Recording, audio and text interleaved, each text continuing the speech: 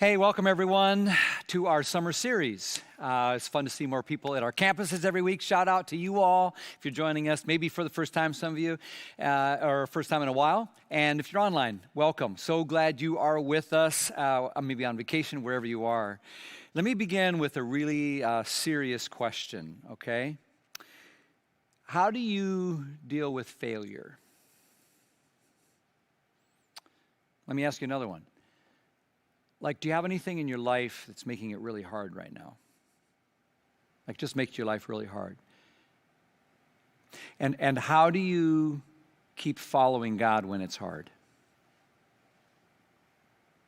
I got one more. How do you live a life that's really fulfilling? Really fulfilling when life keeps throwing at you stuff that's unexpected and unwelcome, right? You got to agree, these are questions that we all want answers to, and we're going to get answers to these this summer. We're going to dig in. We're going to get answers to these questions and a whole lot more. We really are, and we're going to get it from one of the greatest leaders in world history. We're talking about Moses, and that's what this series is about. We're calling it an M.O. like Mo. Now, you know what an MO is, right? It's like a modus operandi, right? Your mode of doing things. And so your MO is just how you live your life. It's the default mode that you have. How do you do stuff? And Moses had an MO. So you see where we're going with this? It's like Mo's got a Mo. You see it? Get it? Okay, whatever. But his MO was interesting. Sometimes he's bold, and brave and courageous. Other times he's just a big wimp. There are times when you see Moses make these brilliant leadership decisions, and there's other times Moses, it just makes the harebrained. It's like, what are you doing? There are times when he has big faith in God, and there's other times he's just he's got these huge flaws. In other words, Moses' MO is a lot like our own way of doing things, right? So we're going to look at that because through looking at his story, this man who becomes this great man of God, we learn how to deal with failure. We learn how to find a fulfilling life when life is hard and keep following. We learn all the answers to these and so many more questions. And I think I'm really excited about this series. We're going to do a deep dive into the life of Moses. We're going to look at a lot of scripture, and I think you're going to be very encouraged because as we're studying Moses' life, whatever you think of him now, you're going to discover, wow, it's a lot like looking in the mirror, actually. And there's so many parts of his story that will help us know how to live our life. And at the end of the day, Mo's MO was just to live his life 100% for God. He didn't always do it, but that was his MO. That's what he wanted to be about. And that's exactly what God's calling you and me to as well. To live our life 100% for God. And we're going to be better able to do that by hanging out with Moses. So that's what we're going to do over the next several weeks. I hope you'll be here every week. If you can't be with us, join us online. I don't want you to get behind. The story builds on each other. So let's dive in, and here we go. When you start talking about Moses' life, it's been pointed out that his life kind of falls into 3 40-year segments. It's interesting. The first 40 years of Moses' life, he basically lives as a prince of Egypt, living in the palace in Egypt with the Pharaoh. That's where we're going to focus today, on how the story of how his Jewish mother, Jochebed, is forced to give him up. He's taken in by the Pharaoh's daughter, he grows up in the palace. He learns to walk like an Egyptian, right? But then he sees the cries of his own people and slavery there, and he kills a man, and suddenly he is running for his life, which leads to the second 40 years of Moses' existence, and that's where he lives as a fugitive in a place called Midian, which is him hiding in the desert, basically. We're going to talk about that next week, this shift from the palatial palace on the banks of the Nile to the middle of nowhere, a little hut in the wilderness. Instead of being prepared to lead a nation of Egypt, he's now just herding some sheep that belonged to his father-in-law in utter obscurity. But while he's out there, God doesn't forget about his people. He doesn't forget about Moses. In fact, he visits Moses one day. We're going to talk in another week about that burning bush experience. And God says to Moses, I hear the cries of my people. I'm going to deliver them. And Moses, I want to do it through you. Which leads to the third sort of segment of Moses' life, which is where he becomes the great leader of God's people guiding toward the promised land, which takes him back to the palace in Egypt, right to the Pharaoh, where God says, you got to let my people go. And Pharaoh says, I don't think so. And then you get the plagues and you get the firstborn dying. And then Pharaoh finally says, go. And then they go. But then Pharaoh chases them and you get the Red Sea. And Moses parts the Red Sea and they go through and the Egyptians die. And the rest of his life and most of the book of Exodus is about Moses leading God's people toward the promised land. And you get manna from heaven. You get all these episodes like water from a rock. You get the Ten Commandments. You get the golden calf. You get the tabernacle and all these lessons about how to deal with failure and how to have a fulfilling life and how to keep going and following God when it's hard. That's the flow of his life. Egypt, wilderness, Egypt, heading on a promised land. Someone kind of wisely said, if you look at those three, it boils down to this. For the first 40 years of his life, he thought he was a somebody. The second 40 years, he learned he was a nobody. But the third 40 years, he discovered what God can do with a nobody. And that's why this is such a great story, and it's our story. Now, we need to back up a little bit and do a little background here, okay? Remember, we keep talking about this. He was the prince of what? Where? Egypt, right? He's helping God's people, Israelites, escape from where? Egypt. But did you ever stop to ask yourself, do you know, how did the children of Israel, God's people, end up being slaves in Egypt? How did that happen? I thought they were from Israel. Well, if you were here last summer, some of you will remember we did this really cool study on the character of Joseph, and that's found in the book of Genesis, which is the first book of the Bible. Exodus is the second, where we'll be this time. And the book of Genesis is really just about God creating and then seeing how, because of sin, we all got messed up, and he needs to bring us back to himself. And so he does it by going to a man named Abraham. He says, I'm going to bless you, and you're going to have a family that's going to become a great nation. It's going to spread, and all the peoples of the earth will be blessed through you. So Abram has a son named Isaac. Isaac has a son named Jacob. Jacob has 12 sons, and those 12 sons become heads of their own family groups that later become the 12 tribes of Israel. And one of those sons was named Joseph. Joseph, his brothers get upset with him. They try to do him dirty and sell him into slavery. And he gets carted off, and they think he's gone. They tell his dad he's dead. And they all kind of go on with their lives. But what happens is Joseph winds up a slave, and guess where? You got it. Egypt.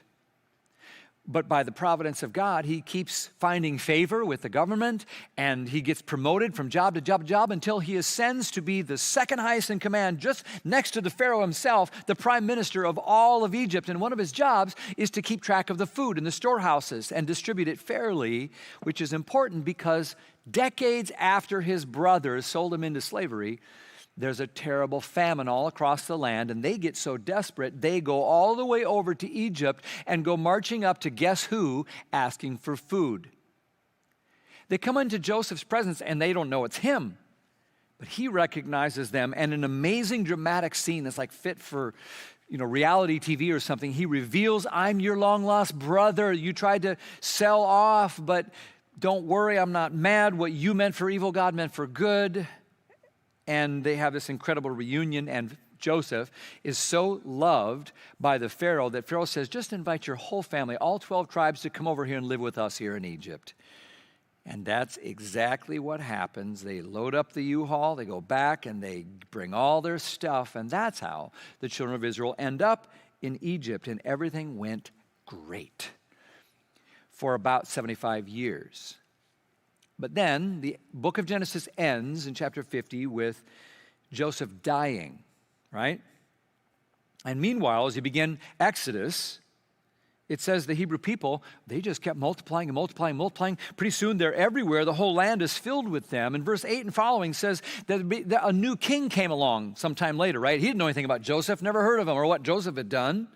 All he sees is all of these Hebrew people multiplying, and he's getting concerned. He's like, this is getting scary. There's more of them than there is of us. We got to nip this in the bud lest they revolt or come against us or something bad happens. So listen then to this description, which ought to give us chills of reminiscence about how horribly humans can sometimes treat each other, and it's a horrible part of the history of not only Egypt, but of our own. Exodus chapter 1, verses 11 to 14. So the Egyptians made the Israelites their slaves. They appointed brutal slave drivers over them, hoping to wear them down with crushing labor. But the more the Egyptians oppressed them, the more the Israelites multiplied and spread, and the more alarmed the Egyptians became. So the Egyptians worked the people of Israel without mercy. They made their lives bitter, forcing them to mix mortar and make bricks and do all the work in the fields. They were ruthless in all of their demands. This kind of horrible, abusive slavery goes on for about 300 years. And that's the amount of time between the end of the book of Genesis and the beginning of the book of Exodus. In fact, it gets so bad that one of the pharaohs, Thutmose I, made a decree that every male baby that was born to the Hebrews should be killed. He told the midwives, as you're helping deliver the babies, if it comes out a girl, it's fine, keep it. But if it's one of the boys who could grow up and serve in the army, kill it. Meanwhile, tucked away in a back slum of Egypt somewhere, there's this obscure little Hebrew family. A man named Amram and his wife, Jochebed. They've got 2 kids of their own, Miriam and Aaron, and now Jochebed is pregnant in the middle of that horrible decree. Somehow, she conceals her pregnancy, but in due time, she gives birth, and this time it's to a son. She continues to hide that baby, of course, right? But she knows she can't keep it up forever. So it says this in verse 3. When she could no longer hide him, she got a basket made of papyrus reeds and waterproofed it with tar and pitch, and she put the baby in the basket and laid it among the reeds along the bank of the Nile River. The baby's sister, that would be Miriam, right, then stood at a distance watching to see what would happen to him. The next 5 verses describe exactly what happened.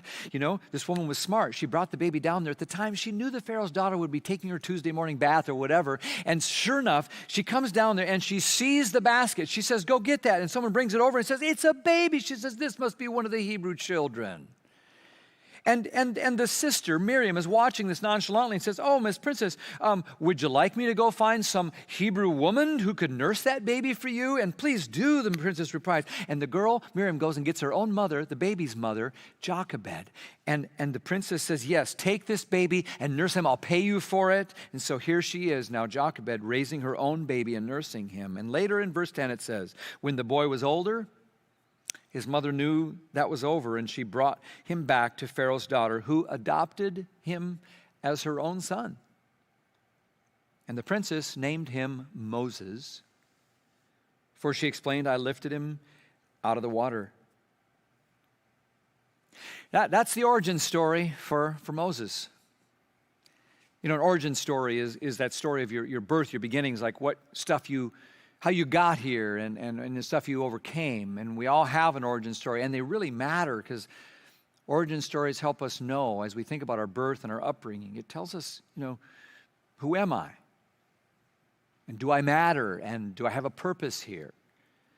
You know, am I loved? What am I doing?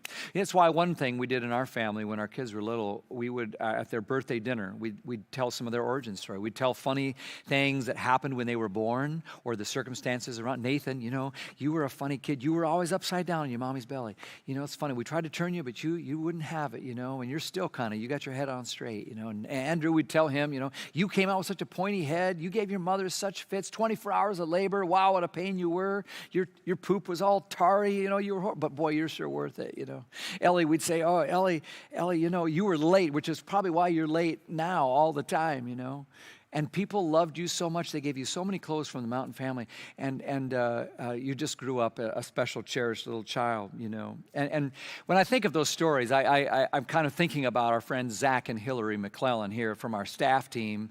They're expecting little baby Claire. And I'm telling you, she's all of our baby. We're all over this kid. And, you know, Hillary's done such a great job being pregnant that she makes it look almost easy. But I know it's not easy. And to prove the point, we did a fun little experiment with her husband, Zach. And so check this out.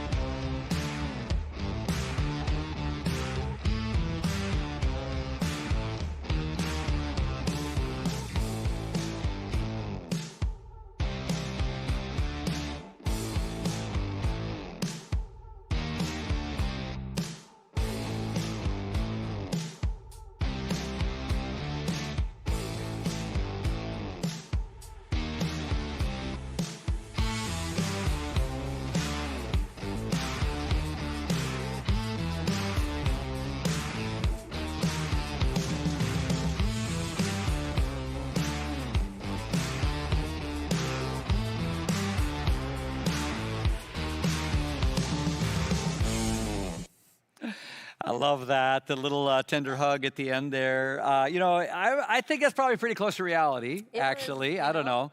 He struggled a little bit. Is it as hard as they made it look? Come on. I mean, it's awkward and painful and but beautiful and good, all the things. Everyone, this is the lovely Hillary who waddled out here during the video. Yep. Very much pregnant, and we're glad we're able to have this conversation before you run off to the hospital. But honestly, in all the joking about, and talking about origin stories and birth and pregnancies and childhood, it's actually a pretty tender topic. It really is, Ben, and I'm first and foremost just humbled and honored to share the little bit of experience, that what we're walking through right now. But it's so tender.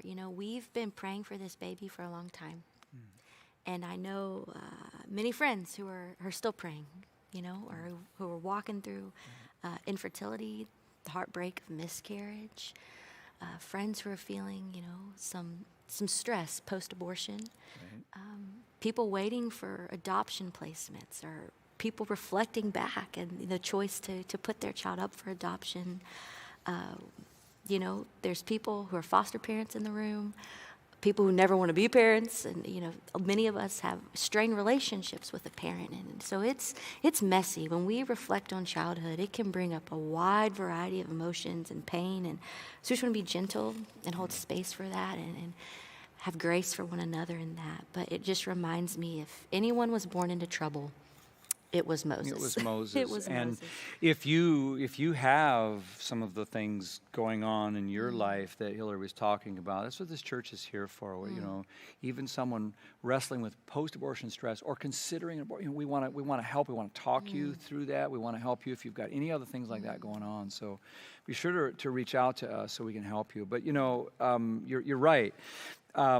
Moses, I think we called this sermon Born into Trouble. Yep. Because you talk about it, here he is, he's poor, he's a slave, and there's a law that says you got to kill all the babies. This is a very volatile situation he's born into. It really is. And like I said, I'm not an expert, but everything I'm reading and what people are telling me, babies, they need care, they need to be fed, they need sleep, they need to be changed, they need to be held.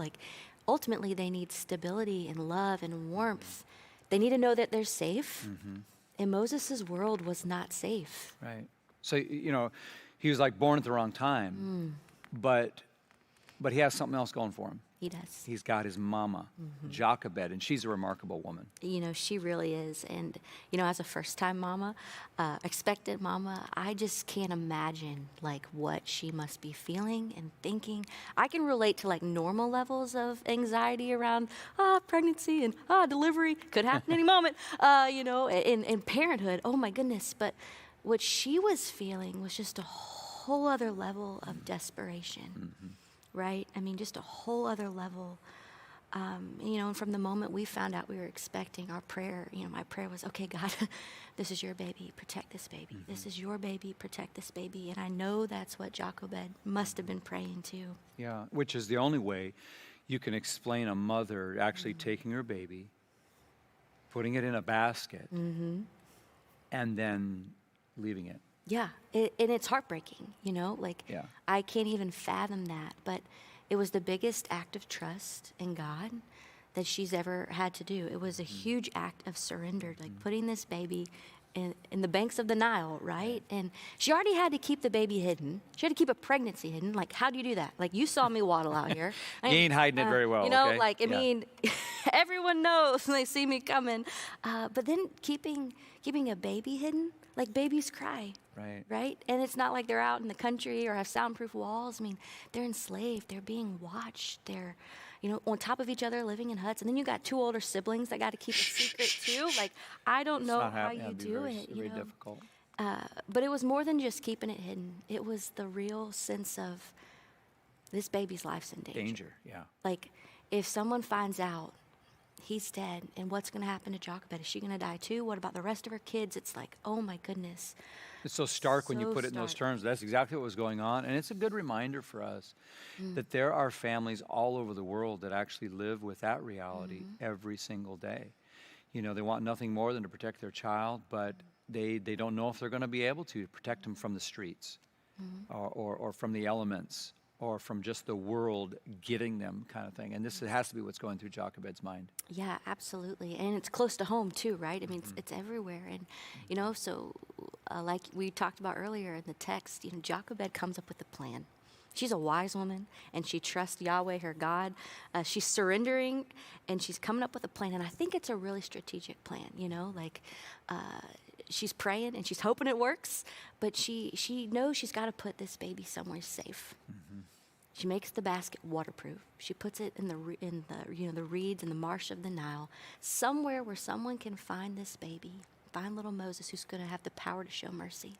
She doesn't want just anybody to find this baby, right? When you think about it, if it's another Egyptian or another Hebrew, no, someone's got to have power to show mercy here. And that's the beautiful gift of it. It's Pharaoh's daughter. She does have the power to do that, and she chooses to do that. She shows mercy and says, oh, this beautiful baby boy, I can take care of this boy. And then if that isn't, enough to celebrate about, you've got Moses' big sister, Miriam, like watching in the marsh grass. I can just picture her, oh, excuse me. Like, that's a bold thing to do, to go up to royalty. Excuse me, would you like me to find someone to nurse this baby for you? It's the mom. I'm not going to tell you that, but what a beautiful picture of just God's faithfulness. She had to surrender, and it could have turned out different, but God was faithful here in this way. And so really this strange, here she is.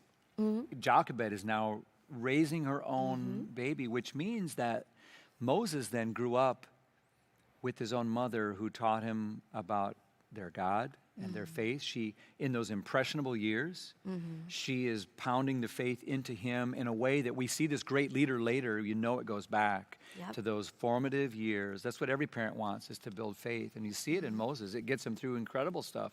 Later, I think it's because of those formative years. I think so too. Yeah. Yep. And so there's great stories here from Moses' life. Let's talk about some of the things that are in here. There's just so many things I don't want us to miss that are really, really important. I think first and foremost, when we look at Moses' life, and we look at the entire book of Exodus, it's all about a God who hears our cries. It's about a God who feels our desperation. It shows us that God is faithful. God is a rescuer. God is a deliverer. We're going to see that through the whole book. We're going to see that through this whole story in this series. We first see it here with a baby being pulled out of a basket, out of water. And God's deliverance shows us a clear picture that God can be trusted. Which I just think is so beautiful. And it makes me think about surrender, how Jochebed surrendered all she had to God. And, in a desperate situation, because when we're desperate, which all of us find ourselves desperate at one point or another, that's what we want to know, right? Like, can God be trusted? Can I really trust God? Is God really here in this with me? And we have this woman who says, yeah, God can be trusted. God can be trusted so much so that I'm giving him what I care most about in this moment. I'm giving him my child, and I'm trusting that God's going to be faithful. So she puts him in the hands of God. She puts him in the basket in the Nile River, and we see God show up. And it just reminds me that a real relationship with God means surrender, right? We can't have... There's no way to have a relationship with God without that element. Absolutely. There's no way to have a relationship with God without surrender. And you got to surrender over and over and over again. And sometimes we hear surrender and we might think, oh, that's about winning or losing. No. Surrender is about, where am I putting my trust?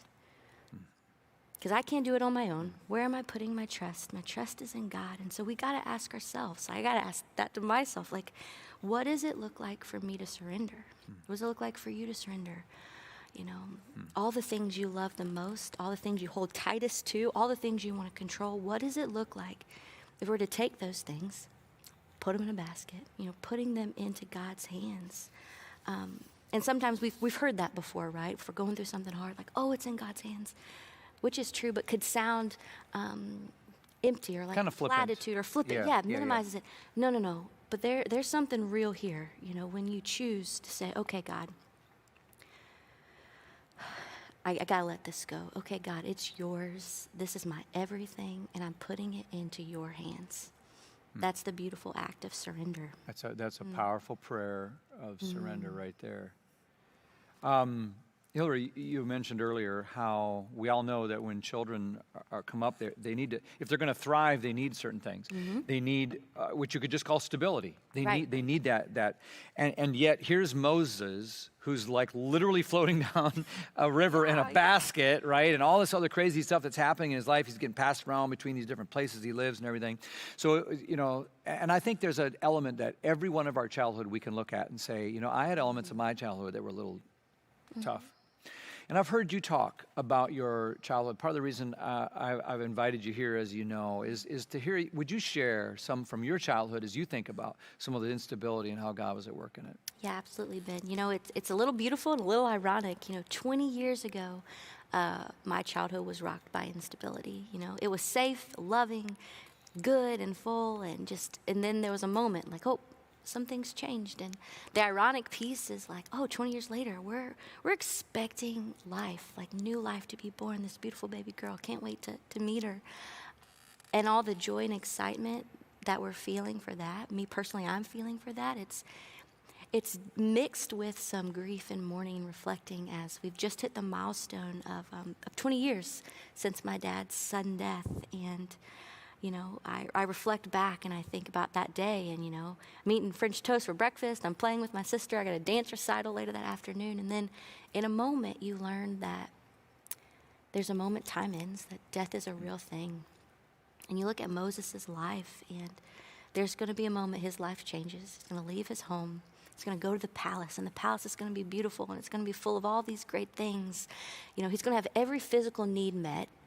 All the wealth and resources at his disposal. I'm sure Pharaoh's daughter loved him as her own, but he knew his people, he knew his God. He saw his people still enslaved, and I can't imagine that tension and turmoil. On the outside, it probably looked good, but on his heart, I'm sure there was an ache there, and we see that play out in the next couple weeks through this series.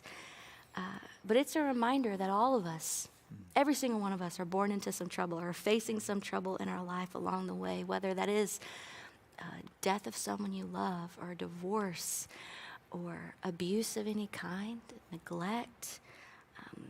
Sometimes it's just wondering, okay, where is home tonight? Where am I going to rest my head? And even the most polished families on the outside can have lovelessness and loneliness on the inside. And loneliness was probably the biggest thing that I experienced after my dad's death. Just that feeling of loneliness and sadness. But by the grace of God, I had a mama a lot like Jochebed who prayed a very similar prayer. Her prayer was, okay, Lord, don't let me mess this up, which is funny, but it's so true, right? Like, Lord, don't let me mess this up. That's a prayer she prayed over me and my sister over and over again. And I know that because she's told me that. And I can just see Jochebed saying that too. Okay, Lord, I'm putting them in a basket. Don't let me mess it up. And through, God's grace and my mom's wisdom, she surrendered us, right? She released us into God's hands. And we had a great community of family and friends and church that offered support, but I was still sad. I was still lonely. I still had some anger. I put on the strong face, try to be strong, try to be tough, but most of my childhood and teenage years were just suppressing those feelings, not wanting to deal with it. I wanted to hold all that close to me, right? I was not ready to surrender that. On the outside, it looked fine, but I was holding close to those things, that anger, especially towards God. And it wasn't until adulthood when I had some own personal stability, things are going well, that it was like, okay, it's time to look back. It's time to press in. It's time to do the hard work of grief. And I'd be lying if I said that I wanted to do that. It's a funny story for another time of just the way, anxiety in your subconscious and your body works to go back and to face trauma. And it's been the hardest work and scariest work I've had to do up until this point. Now we're embarking on our next scary journey of parenthood. You've got another job now. But it's the reminder that, there's been hard stuff. There's still going to be hard stuff. But the beautiful part, that I can say 20 years later is that through it all, like I can see God's faithful hand so clearly. Through those 20 years, through all the pain, through the sadness, it's such a beautiful thing. And that's how joy and sorrow work, right?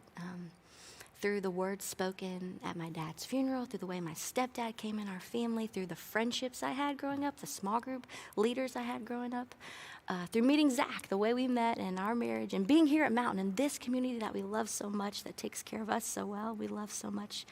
And all the small things in between. Like, God has been so faithful, so faithful. And, you know, as much as I would love to hug my dad, and as much as I'd love for him to hold this baby girl, you know, it's okay, you know, like, it's okay. He can't and won't. And I wouldn't play the cards differently. I can say that 20 years later. Like, I can say I wouldn't play the cards differently. I know I'm where I need to be. And a big piece of why I believe that so much is because of all the people that prayed surrendering prayers over my life. And the surrendering prayers I've had to pray through my life and we'll continue, always continue to pray. We choose those prayers. It's, hey, Lord, here's my sadness. Lord, here's my loneliness. Here's my anger. Here's my family. Here's the good stuff. Here's my job. Here's this little girl. Like, it's all yours, Lord. Protect it. Don't let me mess it up. And when I do mess it up, Lord, which I'm going to, you know, because we're all human, it's okay, Lord, help me trust you again. Help me surrender again. Because that's all we can do, you know. I love that phrase, the surrendering prayer. And it's hitting close to home. I mean, Hillary, you're talking about your firstborn, but I'm thinking about Carla and I and the because family is such a good place to practice these surrendering prayers.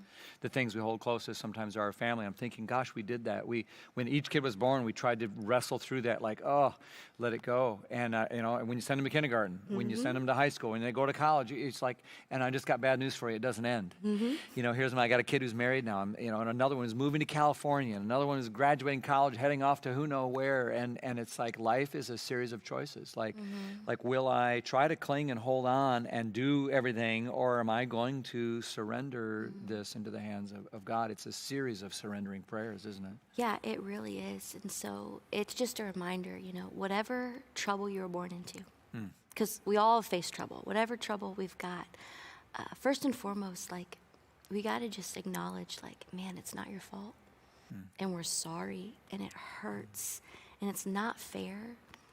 And sometimes we want to blame God, right? We want to blame God, but oh, God's heart breaks too. God's mourning with us in our pain. But trust this. We can trust this. Please trust this with me, you know, that God is faithful in our pain. Even in the midst of trouble, God keeps his promises, and God is faithful. We see that in Moses' story. We see that today. And just sometimes we just got to let go of whatever we're holding on so tightly to and say, okay, Jesus, here it is. You got to say, okay, Lord, it's in your hands, because what better hands is there to surrender our lives into? You know, and one thing I just want to make sure I can't miss not saying this, is just, if anyone has influence over a child, whether you are a parent or family member, teacher, coach, small group leader, whatever, your influence over that child is so important. Don't miss it. It mattered in my life. It matters in so many kids' life. You can model God's faithfulness. You can offer stability. You can answer the tough questions of, do I matter? Am I safe? Am I loved? Yes, yes, yes. Show that to kids. And we, as a church, just want to help you do that. That's why we have great ministries of Mountain Kids and students and the work we do at the Epicenter. Check out our website for all the support and resources, because it so matters how you love kids and show them that, yes, there's trouble in this world, but God is faithful. Don't miss those opportunities. You can see the passion coming out in someone who cares about her own kid and also kids ministry here. So, yeah. Well, as we try to wrap this up, friends, this first episode in the life of Moses, you know, his origin story, it's a great reminder, I think, that no matter who you are, we all have some stuff from the past, from our childhood, that was less than perfect. I mean, for Moses, it was all over, lots of instability, right? You know, he's got 2 moms, he almost dies twice, he's passed around, he has to move to a strange place, he's given a new name, you know, all this stuff that's happening there. And you've got some stuff, I've got some stuff, we all do, every one of us, you know, and I don't know what trouble or challenges you're facing. It might be that you grew up in a home without any money or without any love or some kind of abuse or neglect or the things that you've touched on. There's some very real and raw stuff that we all have to face. We can all kind of say, I lost someone, this was bad, this was not perfect. We're all born into trouble in some way or other. But the part we want everyone to remember today in this beautiful story from Scripture is here, I think, in part. So we would know God hasn't forgotten you. Just as he had not forgotten Moses. Just as he heard the cries of the children of Israel, he hears yours. Even if those cries kind of come up, 20 years later. And that you're not, whatever your childhood, you're not a mistake. You're not an accident. You're a loved child of God. And that he has a purpose for you. And that he's faithful to see it through. And just as he put all of the weird instability of Moses' upbringing together in a way that he uses to become this beautiful deliverer of God's people, God has a plan for us. And it seems like he actually delights in working with us the more messed up we are from our childhood. And I think these are important truths to cling to. And the only way we get there, I think, is the same way that this story gets there. And that was that there was a woman who had an actual moment where she had to let go of that which she held most dear and surrender it into the hands of God. She physically had to put a baby in the river. And I just wonder, what do you need to put into the basket? What do you need to surrender to God? That's the surrendering prayer that is part of a relationship with God. If we're going to have an MO like Mo, like someone who really wants to have God in our life, we've got to wrestle with that. Like, what do you need to surrender today? And our best example is not Moses or Jochebed, it's Jesus. I mean, he's the one who said at the end of his life, here it is, Lord, into your hands I commit my spirit, he said to the Father. And so may we all do the same. I mean, I cannot think of better hands to commit it to. So let's pray. Lord, we thank you for hearing our prayers and caring about us. And so help us with trust in your faithfulness to surrender everything into your hands. Through Jesus our Lord we pray, amen.